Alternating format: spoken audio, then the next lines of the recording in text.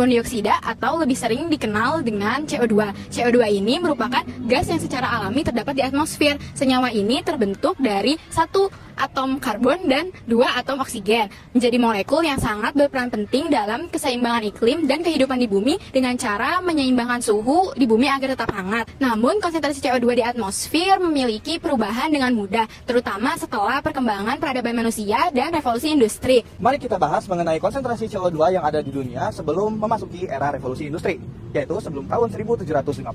Pada tahun ini, konsentrasi CO2 yang ada di bumi adalah sebesar 284 part per million. Angka ini bertahan selama bertahun-tahun. Namun, setelah manusia memasuki era revolusi industri, peningkatan CO2 terlihat sangat signifikan.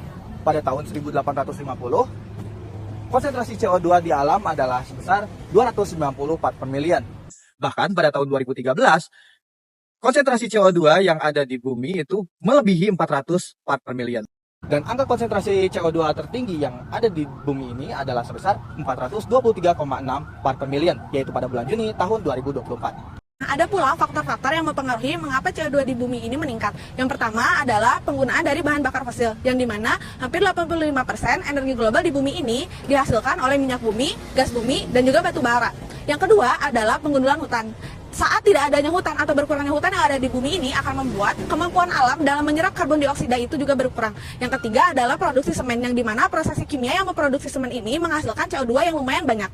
Yang ketiga adalah dalam sektor pertanian, yang dimana dengan digunakannya pupuk kimia dan juga pembakaran limbah, meskipun di desa akan mempengaruhi juga bagaimana CO2 akan bertambah. Yang kelima adalah kendaraan, yang dimana kendaraan ini menyumbang banyak sekali karbon, baik itu kendaraan bermotor, mobil, atau bahkan penerbangan seperti pesawat. Diikuti juga dengan bertambahnya populasi yang ada di dunia, maka semakin bertambah juga CO2 yang dihasilkan dari kendaraan atau transportasi yang ada.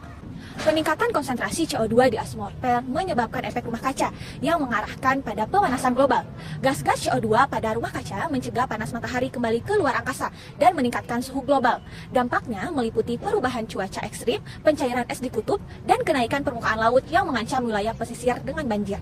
Perubahan iklim ini mengganggu ekosistem dan juga memaksakan adaptasi pada banyaknya spesies dan juga mengancam keanekaragaman hayati. Krisis ini mempengaruhi ketersediaan air dan juga makanan, infrastruktur jalanan yang rusak, dan juga bangunan rumah yang rusak terakibat oleh cuaca yang ekstrim.